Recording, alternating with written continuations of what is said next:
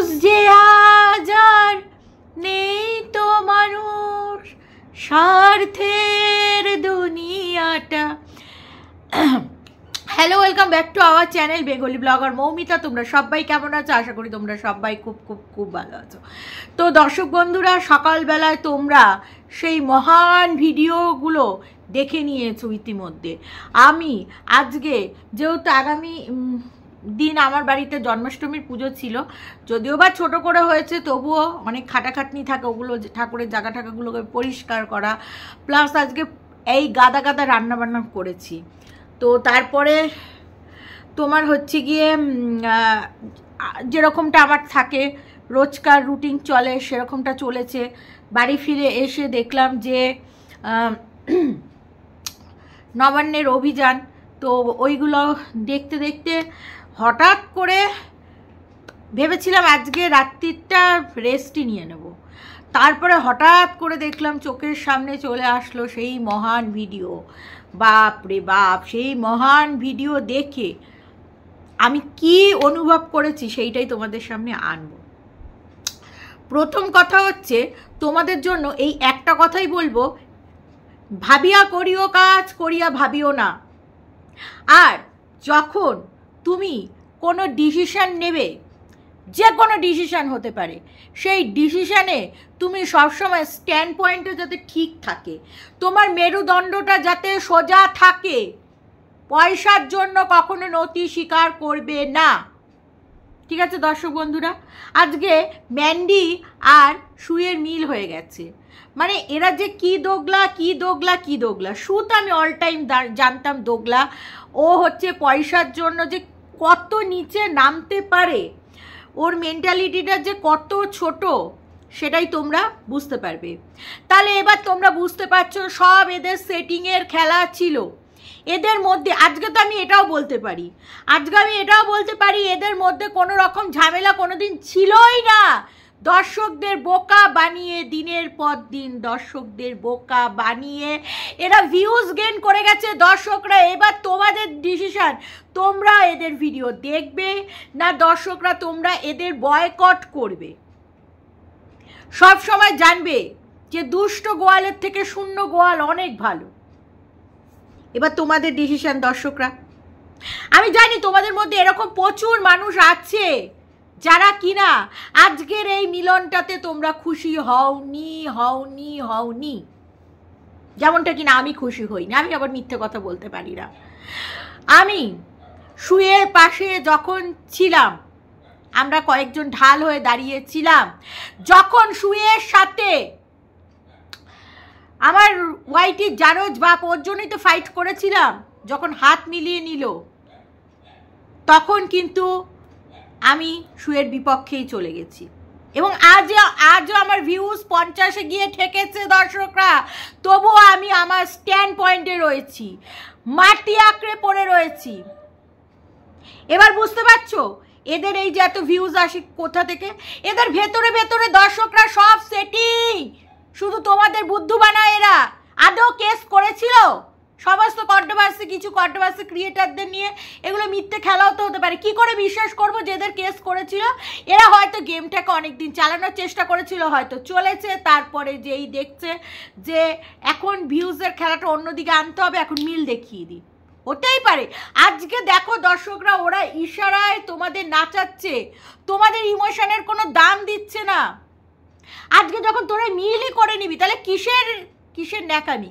আর ম্যান্ডির হাজবেন্ড স্যান্ডির কথা বলছি, ওইটা একটা পুরুষ মানুষ, ওইটা একটা ভেড়া, মগা বলে না, একটা মগা পুরুষ।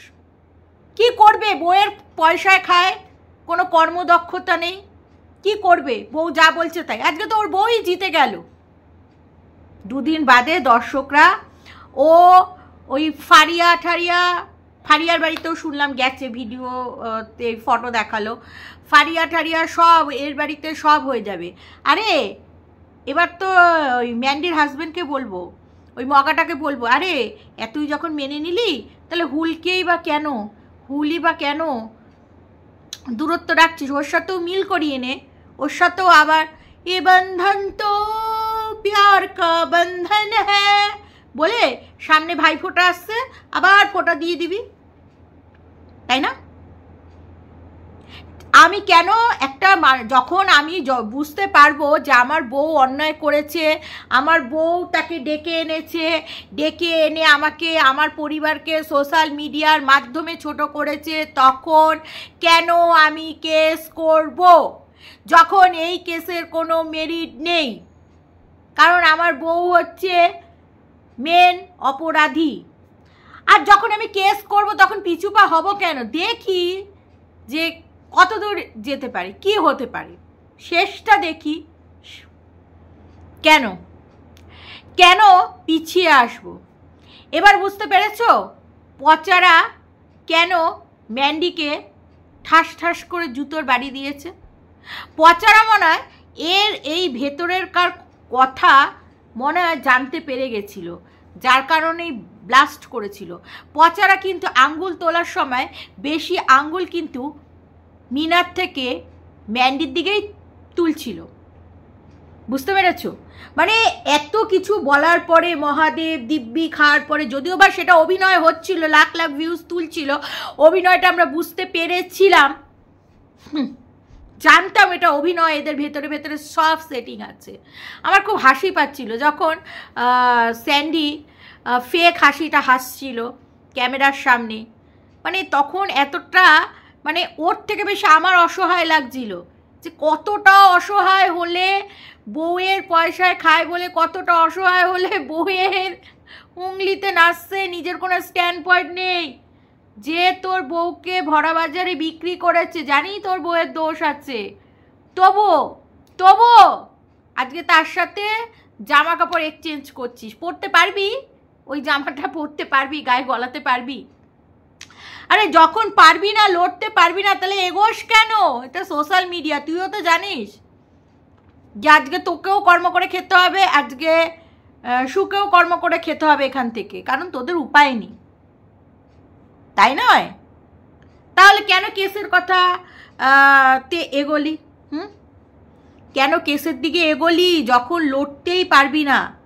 খুব হাস্যকর লাগলো, খুব ফেক লাগলো ভিডিওটা। এই যে মিলটা আমি মেনেই নিতে পারলাম না, যদিও বা আমি মেনে নেওয়া না মেনে নেওয়ায় কোনো কিছু যায় আসে না, তবে দর্শকরা এইটা আমি তোমাদের বলবো, এইটা একদিনে এত সুন্দর, এই একটা বন্ধুর মাকে, আতশবাজির মাকে বসিয়ে দিয়ে এতটা একদিনে মিল হতে পারে না। এদের মিলটা অলরেডি ছিল, এরা পাবলিককে বোকা বানাচ্ছিল, বোকা। আরে ম্যান্ডি, তুই যখন সব মিল করে নিলি, তোর মাও তো তোকে আটকেছিল, তোর মাকে কেন বাবার বাড়ির দরজাটা খুলে দিচ্ছিস না? তুই যখন এখন সবাইকে ক্ষমা করে দিচ্ছিস, ক্ষমার ইয়েতে লিস্টে তোর মা কেন নেই রে? তোর বাবার বাড়িটা তো পড়েই থাকে, তোর মা আজ এই দুয়ারে ওই দুয়ারে ধাক্কা খেয়ে বেড়াচ্ছে, তাহলে তোর মাকে কেন ক্ষমা করে দিচ্ছিস না? তোর মাকেও ঢুকিয়ে দে তোর বাবার বাড়িতে, হ্যাপি এন্ডিং হয়ে যাবে। ম্যান্ডি এখন সতী থেকে মহাসতীতে পরিণত হয়েছে। জানি আজকের ভিডিওটাতে অনেকেই আমাকে এসে গালাগালি দেবে, তবুও সত্যি কথা বলতে এই বেঙ্গলি ব্লগার মৌমিতা কোনো দিন না পিছনে হেঁটেছে না হাঁটবে। এই দোগলা জিনিসটা আমার দ্বারা হয় না। আজকে ওয়াইটি জারজ বাপের সাথে প্রায় 1 বছর ধরে ঝামেলা। কেন ঝামেলা? কিসের জন্য ঝামেলা? এই শুকে কেন্দ্র করে করেছি মিল। পারি না, ওর জন্য আমার ভিউজ হয় না দর্শকরা, ওর জন্য আর হবেও না, কারণ ওই দোগলার নীতি, দোগলা রক্তটা তো শরীরে বইছে না, রক্তটা তো একটু ভালো রয়েছে রে বাবা। তার জন্য ওই সব দোগলামি আমি একেবারেই পছন্দ করি না। তবে অভিনয়টা খুব ভালো ছিল, একটু হাততালি দিয়ে দিলাম এত সুন্দর অভিনয় করার জন্য। বাবা, যেই শু কিনা এত বাজে কথা বলেছে রান্না বান্না নিয়ে, কী করে গলা থেকে ওই খাসিগুলো নামালো? আমি তো বলবো ম্যান্ডি তো ঠিক আছে, ম্যান্ডিদের তো চরিত্রহীন ফ্যামিলি, কিন্তু শুয়েরও কি তাই? শুয়েরও কি বংশ পরিচয় মর্যাদা কিচ্ছু ঠিক নেই। শুয়ের হাজবেন্ডকে তো আমি অলরেডি বলেছি, ভেরু দাদা। শুয়ের হাজবেন্ডই বা কি? স্যান্ডির মতনই তো, স্যান্ডিটা বসে দেখছে কারখানা, নাটকের কারখানাটা দেখছে, আর শুয়ের বর ক্যামেরার মাধ্যমে দেখছে। ইন্ধন তো দুজনের হাজবেন্ডেরই রয়েছে।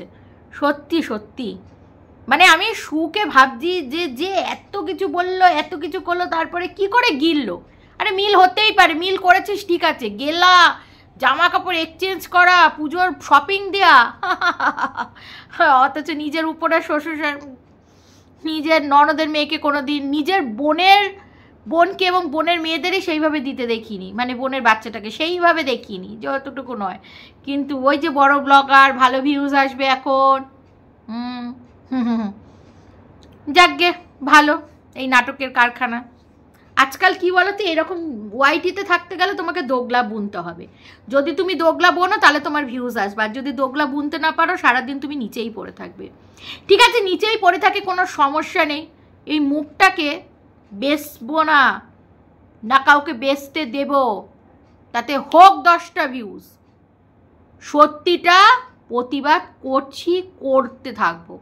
চলো এই ভিডিওটা এখানেই শেষ করলাম। তোমরা সবাই ভালো থেকো, সুস্থ থেকো, ঠিক আছে।